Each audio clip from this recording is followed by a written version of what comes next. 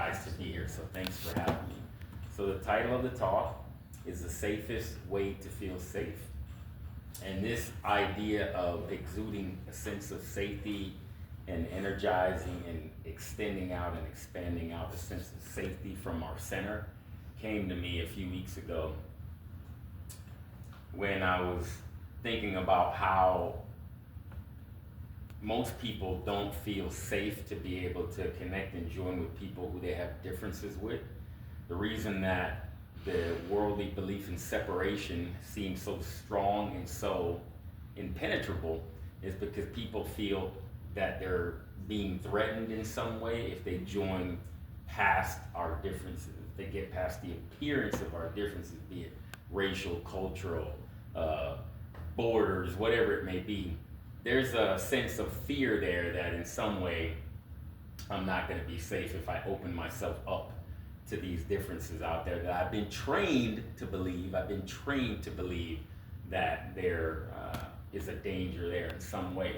So this idea of safety is kind of like the first step that we need to be able to be willing to move beyond our belief system in separation and justified separation.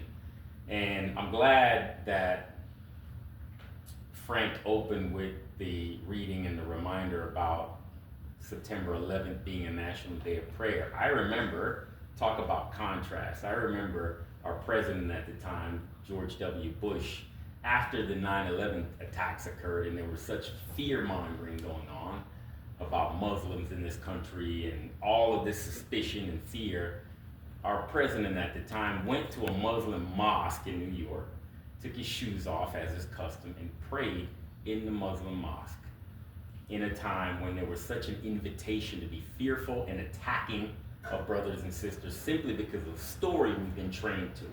Contrast that to now, of the stories that we hear that justify us attacking each other for our differences. So that really made me connect back to this idea of safety really coming from our individual embracing of our creatorship, of our almighty God creatorship within ourselves, to be able to feel worthy enough to extend safety to our brothers and sisters, to be able to step past the appearance of our differences. And differences are good in the world. Differences are healthy in the world. Contrary to popular stories being told, diversity in our world is a good thing. It's a necessary thing in order for us to strive and to grow and to be able to develop, because we need differences, we need conflict even, we need challenge, we need opportunities to learn and break out of our small-minded, very insulated ways of thinking and conditioning that we were raised with. We need challenge and differences to be able to grow and evolve. So diversity is absolutely necessary for us to be able to turn into the God-given powerhouses of creation that we really are. So all of that made me think of the point of wanting to identify with this place in ourselves of safety, and to go a step further of being able to extend that out. Also, what Donna shared about in stillness, I find my awakening. In stillness, I awaken. Being able to assume that we can allow the Creator's safety to come through us and extend that out in a world that is trained us to be reactive and to be fearful and to be paranoid, to assume the worst and to assume bad things will happen when we connect and join with people who we are different on any level. In a world that's trained us to be fearful and to be suspicious of each other, to be able to assume that we are safe and to extend that out allows the place of stillness that Donna shared in that reading, allows space for that stillness to come in, to where we can reclaim our God-given right of creatorship. We don't have to wait for conditions to be a certain way or wait for circumstances and other people to change. and our politics to change and our policies to change and for other people to change. We don't have to wait. We can actually take the lead and extend the stability and extend the safety first. And from there, we set the groundwork for being able to come together and join by taking the lead and not assuming that other people should because they should. And so that all kind of wound together with this idea about safety and about where we get it from. And I'm not talking about denying the world's conditions. We know we have weather events, we have things in the world that we have to watch out for. But we can approach those things. We can go through the day-to-day challenges and the things that appear to threaten us. We can go through the world from a completely different place if we train ourselves and practice to assume that our natural state, our original state of creation, our original state of living is actually from a place of being absolutely safe. Safe in our humanity, safe in our spiritual identity. That is our natural place. That's our natural starting point. And if we can practice that, again, it takes practice, then we can start to more regularly live from that place of being able to extend safety and to do the opposite of what the world has taught us, which is to be reactive and to be fearful and to assume the worst and to be paranoid of what might happen, hypotheticals, to be fearful of each other's differences, to do as the world has taught us to do. We can train ourselves to absolutely do the opposite. But we have the intention to do that. It's not enough to just say it. We have to really make an intention as we wake up in the morning to practice imagining. Our storehouse of God-given creative ability is our imaginations, to imagine that we can take the lead in extending this feeling and environment of safety, and that we don't have to go along with the programming that we've absorbed our whole life, that we have to be reactive and fearful and paranoid and assume the worst. So on to the next part of establishing an energy with each other of safety.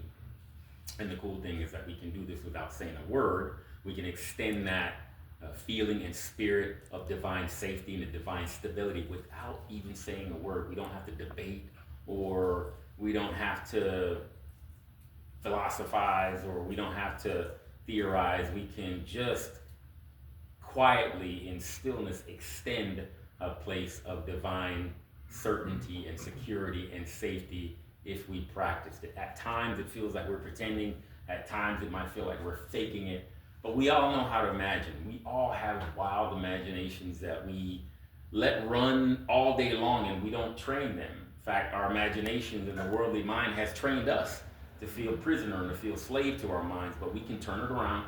And if we're conscious with using our imaginations, which is the storehouse of God's creative muscle that we've been given, if we train that and turn it around, we can use our imagination to assume that we don't have to live in the reactive, fearful, knee-jerk, assume the worst mentality that the world has taught us is justified. Another part of that ability that we have to assume a place of divine safety in our hearts is living without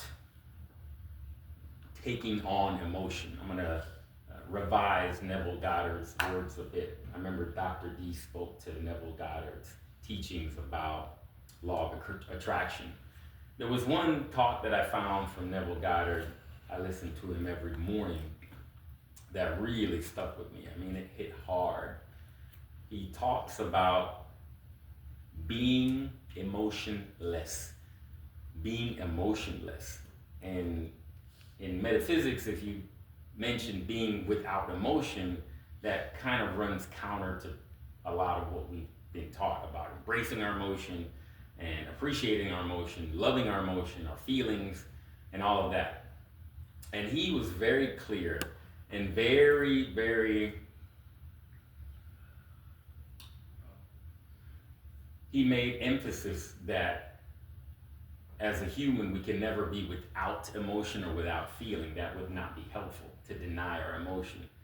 what he was really making clear is that being emotionless means simply standing in our God-given security, in our safety, in our hearts, and to practice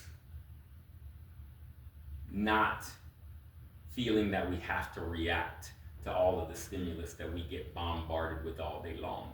So again, this is a practice of our imagination, of that God-given powerhouse that we have in our hearts that we have to train if it's going to work for us. Because otherwise, it's been trained, but the world has trained us to misuse it and distort it. So we live in the opposite of safety. We live in the opposite of being free of emotional reactivity and fear, because the world has trained us that way. But if we turn it around and train ourselves back to our natural state of being, which is to live in a state of equanimity, he calls it, in a state of spacious stillness, to live there and to actually imagine that we're already that person who's mastered their emotions.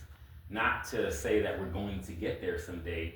In the song, Donna was saying that we can reinterpret these traditional hymns and about getting to heaven and practice living in a state of heaven, that we don't have to wait for some long journey or physical death to get to a place of heaven. We can actually learn to imagine that we're living there, but it does take a lot of practice and a lot of intentional imagination, a realization that God-given gift is given to us now. It doesn't take any conditions except our commitment to decide to imagine that we're worthy enough of feeling that God-given safety and God-given space and God-given ability to see the light of spirit first before we see the world's events and activities and temptations to feel fearful and reactive and suspicious and paranoid with each other. We can see the presence of spirit first and the light of spirit first and make that our primary identity in our hearts, to be able to extend that out. And from that place, a feeling of safety becomes a natural thing to do. A feeling of not being burdened by emotion, to maybe be a little bit more accurate, and not feeling identified with our emotion, because I think so many of us have been trained in the worldly belief system of personalities that our personal selves are identical with our emotion. Well, I'm just shy. Well, I've never really been confident. We've been trained to believe the feelings that we have are us. Our feelings are our identities, and nothing could be farther from the truth. Our feelings are tendencies that we've learned over many years. They're personality traits that we've learned and that we've inherited over many, many eons of time. But our truest, highest identity is not our emotion. Our highest identity is not our feelings. It does not make them bad. It does not make them bad or negative at all to have feelings. We can't not have feeling and emotion as human, but it does make it counterproductive to identify with our emotion. I am fill in the blank. Well, I've always been fill in the blank. When we identify and we cement ourselves so permanently to our emotional states, we stay stuck and we stay very small in a personality, as opposed to saying, okay, we can use our emotion as an opportunity to practice having some distance between all of the emotions that come our way during the day. Having just enough space between all of the feelings and all the temptation that come our way all day long, all of the stimulus that we get thrown all day long. We can use that as a reminder to give thanks. Thank you, God. Thank you, Jesus, for allowing me to see this emotion as an opportunity to step back and not be reactive and rest in a place that I am divinely worthy of, which is divine, godly safety and security, and extend that God-given creatorship of stability and stillness, extend that out as our primary state of being. We can actually do that and assume that, more than assuming that we have to be slave and prisoner to our emotion, which knocks us around and abuses us all day long, and we've gotten used to it. So being emotionless, as Neville Goddard would teach it, is very clearly not being cold and dead and numb to the human experience. It's quite the opposite.